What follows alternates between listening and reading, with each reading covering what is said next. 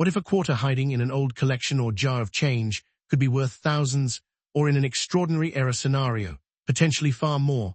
We are examining the 2001 P Vermont quarter, the 2000 D South Carolina quarter, the 2000 P Virginia quarter, and the 2001 P North Carolina quarter.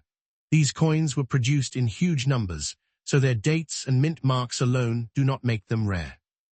The real mystery is what unusual mint-made features might be hiding beneath the dirt, discoloration, and damage. Stay with us as we examine what collectors should look for and what could separate an ordinary quarter from a truly remarkable discovery. Welcome to Eagle Numismatics, where ordinary American coins can reveal extraordinary stories. Today, we are looking at 4 early state quarters that may look dirty, damaged, or completely ordinary, yet unusual mint errors can make certain examples far more interesting to collectors.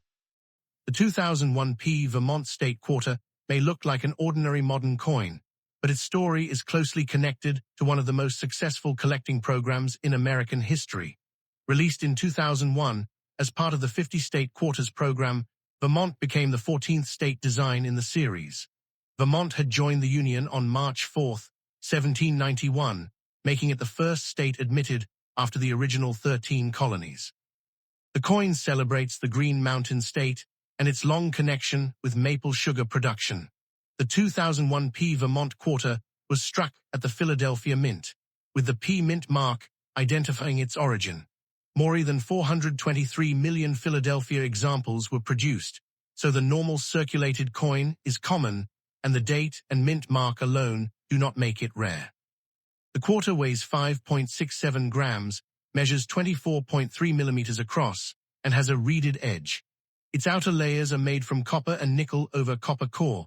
On the front is the familiar portrait of George Washington, originally designed by John Flanagan and later modified for modern quarters. The inscriptions identify the United States, liberty, in God we trust, and the denomination. On the reverse is one of the most recognizable Vermont scenes ever placed on a circulating coin. 2 maple trees stand in the foreground with sap buckets attached to them, while Camel's Hump Mountain rises in the background. A person collecting maple sap completes the scene. The design also carries the words Vermont, 2001, E pluribus unum, and freedom and unity.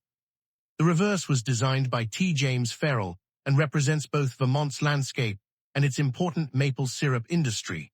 For collectors, the most important question is not whether the coin looks old or dirty, but whether it has a genuine characteristic created during production.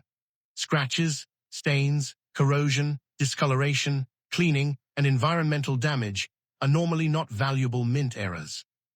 Collectors instead look for recognized varieties, doubled design elements, die cracks, off-center strikes, missing clad layers, struck-through errors, or other unusual characteristics that can be confirmed through research and professional examination. Condition can also make a major difference. A heavily worn example may be worth little more than face value, while exceptionally preserved certified examples can attract much greater collector interest. The Philadelphia issue is common overall, but very high-grade examples become increasingly difficult to find. So if you have a 2001 P Vermont quarter, do not clean it simply because it looks dark or damaged. Examine the date, mint mark, lettering, mountain, maple trees, rim, and surfaces carefully. A normal quarter may be common, but a genuine authenticated mint error or exceptional high-grade example can tell a very different story. The real value is not in the dirt or the age. It is in the verified characteristics that separate an ordinary Vermont quarter from a truly unusual piece of American numismatic history. The 2000 D South Carolina state quarter was released in 2000 as the 8th coin in the United States Mint 50 state quarters program. South Carolina was admitted to the Union on May 23, 1788, and the quarter celebrates the state with the nickname the Palmetto State.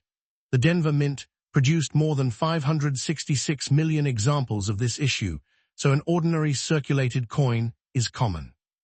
Its value comes from condition, recognized varieties, or genuine mint errors rather than simply from its date or D-mint mark. The coin has the standard modern clad quarter specifications. It weighs 5.67 grams, measures about 24.3 millimeters across, and has a reeded edge. Its copper-nickel clad construction consists of nickel and copper outer layers bonded to a copper core. The D Mint mark identifies production at the Denver Mint. The obverse features the familiar portrait of George Washington, originally created by John Flanagan and later modified for modern circulating quarters. Around Washington are the inscriptions United States of America, Liberty, In God We Trust, and Quarter Dollar. The reverse is where the South Carolina story really comes to life. The design shows the outline of the state with a star marking Columbia, the state capital. Three important state symbols appear together. The palmetto tree represents the state tree, the Carolina wren represents the state bird, and the yellow jessamine represents the state flower. The reverse also includes South Carolina, 1788, 2000, E pluribus unum, and the palmetto state. The reverse was designed by Thomas D. Rogers. The palmetto tree also has a powerful connection to the Revolutionary War, when a fort built with palmetto logs helped American forces resist a British attack near Charleston. For collectors, the condition of this quarter matters greatly. A heavily worn, dirty, rusty, or discolored example is normally not rare simply because it looks unusual. Environmental damage, corrosion, scratches, chemical exposure, and improper cleaning happen after a coin leaves the mint, and should not automatically be treated as mint errors. The interesting possibilities are genuine characteristics created during production. Collectors may examine the coin for major off-center strikes, broad strikes, missing clad layers, die problems, or other documented mint-made errors. Some documented 2000 South Carolina quarters have been found with off-center and broad strike errors, while a 2000D example with a missing reverse clad layer has also appeared in the error coin market. These features require careful examination and authentication before assigning significant value. The large Denver mintage also teaches an important lesson. More than 566 million coins were produced, meaning the normal issue is widely available. In circulated condition, it is generally close to face value, while better preserved certified examples can bring higher prices. Auction records also show that exceptional high-grade pieces can sell for substantially more than ordinary examples, demonstrating that condition and certification can matter even when the overall mintage is large. If you have a 2000D South Carolina quarter, examine the date and D mint mark first. Then study the palmetto tree, Carolina wren, yellow jessamine, lettering, rim, and surfaces. Compare anything unusual with a normal example. Pay particular attention to missing metal, unusual strikes, doubled features, or major design displacement. If the coin is dirty or damaged, leave it untouched. Cleaning or polishing can permanently change the surface and make professional examination more difficult. The 2000D South Carolina State Quarter is not valuable simply because it is an early state quarter or because it looks old and damaged. Its real importance comes from the history represented on its reverse, its place in the 50-state quarters program, and the possibility that an individual example could contain a genuine and documented mint-made characteristic. For collectors, that is the real lesson. Do not judge the coin only by its appearance. Study the details, verify unusual features, and let the evidence determine whether you are holding an ordinary quarter or something much more interesting. The 2000 P Virginia State Quarter was released on October 16, 2000, as the 10th coin in the United States Mint 50 State Quarters program. It was also the 5th and final state quarter design released during 2000. Virginia had joined the Union on June 25, 1788, but this coin focuses on an even earlier chapter of American history, the founding of Jamestown. The Philadelphia Mint produced 943 million examples of the 2000 P Virginia quarter. That enormous mintage means the ordinary circulated coin is common and can still be found in collections and circulation.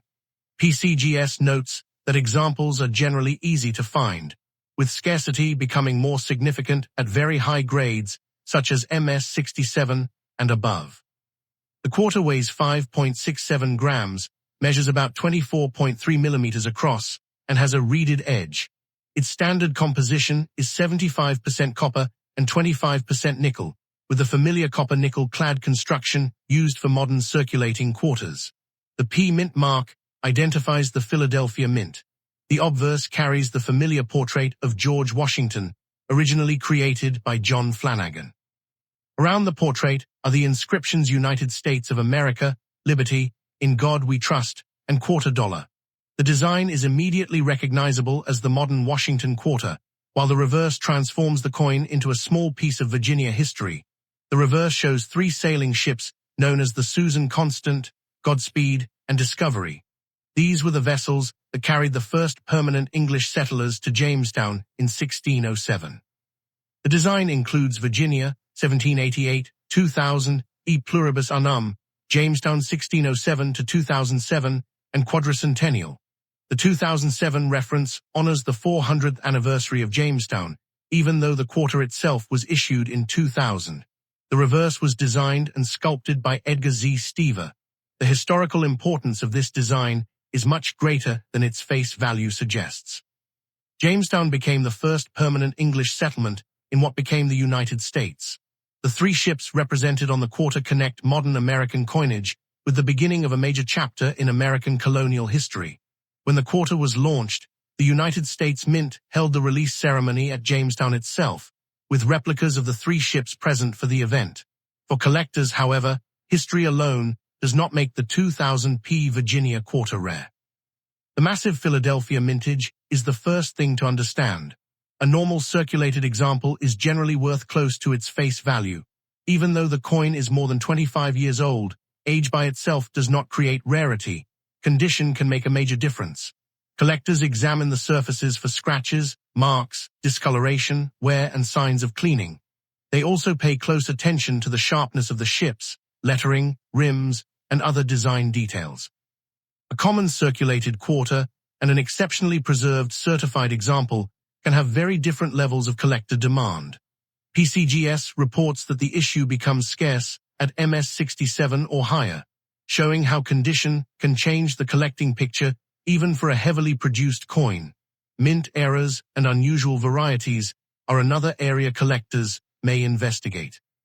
On a Virginia quarter, examine the date, P mint mark, lettering, ships, rims, and surfaces for characteristics that could indicate a genuine mint-made error. Possible areas of interest can include off-center strikes, broad strikes, missing clad layers, double design elements, die problems, or wrong planchet errors when the evidence supports such a conclusion. But this is where caution becomes essential. A scratch across one of the ships is not automatically an error. A damaged P mint mark is not automatically a rare variety. Dark discoloration, dirt, corrosion, chemical staining, or damage caused after the coin left the mint should not be confused with a mint-made error. The difference between post-mint damage and an actual production error can determine whether a coin is simply damaged or worthy of professional attention. Weight can also provide useful evidence when an unusual coin is being investigated. If a Virginia quarter appears significantly different in weight from the normal 5.67 gram standard, further examination may be appropriate. A weight difference by itself does not prove an error, but it can be one piece of evidence when investigating possibilities such as a wrong planchet or missing clad layer. The most important lesson with the 2000 P Virginia quarter is that you should not judge it only by its appearance. A dirty or dusty coin is not automatically rare, and a large price claim should never be accepted without evidence. If an unusual feature appears on your coin, compare it with a normal example and determine whether the characteristic could have been created during minting or after the coin entered circulation. Collectors should also resist the temptation to clean an old or unusual quarter. Polishing, scraping, or using chemicals can permanently damage the original surface and remove evidence that could help determine what happened to the coin. Leave the coin in its existing condition until its characteristics have been properly evaluated. The 2000 P Virginia State Quarter is ultimately fascinating for 2 different reasons. Historically, it carries the story of Jamestown and the 3 ships that brought the first permanent English settlers to Virginia. Numismatically, it demonstrates an important rule of coin collecting. A coin produced in enormous numbers can still become interesting when an individual example has exceptional preservation or a genuine, documented mint error. So if you find a 2000 P Virginia quarter in an old collection, drawer, jar, or inherited group of coins, take a closer look. Check the date, P mint mark, surfaces, rims, lettering, and especially the three ships on the reverse. Most examples are ordinary modern quarters, but careful examination can reveal characteristics that deserve a much closer look. The real treasure is not simply finding an old quarter. It is learning to recognize the evidence that separates an ordinary coin from an exceptional one. The 2001 P North Carolina State Quarter is one of the most historically recognizable coins from the early years of the 50 State Quarters program. Released on March 12, 2001, it was the 12th coin in the entire program and the second state quarter released during 2001. North Carolina had entered the Union on November 21, 1789, and the coin celebrates one of the state's most important contributions to American history, the first successful powered flight. The P Mint mark identifies the Philadelphia Mint. Philadelphia produced 627,600,000 examples of the North Carolina quarter, while Denver produced another 427,876,000. That means more than 1 billion North Carolina state quarters were produced across both facilities. The large production numbers are important because an ordinary circulated example is not automatically rare simply because it is an early state quarter. The coin uses the standard modern clad quarter specifications. It weighs 5.67 grams, measures 24.3 millimeters across, and has a reeded edge. Its composition is 75% copper and 25% nickel, with the familiar clad construction used for circulating quarters. The obverse features the familiar portrait of George Washington, originally designed by John Flanagan and later sculpted for the modern quarter by William Cousins. Around Washington are the inscriptions United States of America, Liberty, In God We Trust, and Quarter Dollar. The reverse is what gives this quarter its powerful historical identity. It features an airplane taking flight above North Carolina's Outer Banks with the words First Flight. The design represents the famous first powered flight associated with the Wright brothers at Kill Devil Hills in 1903.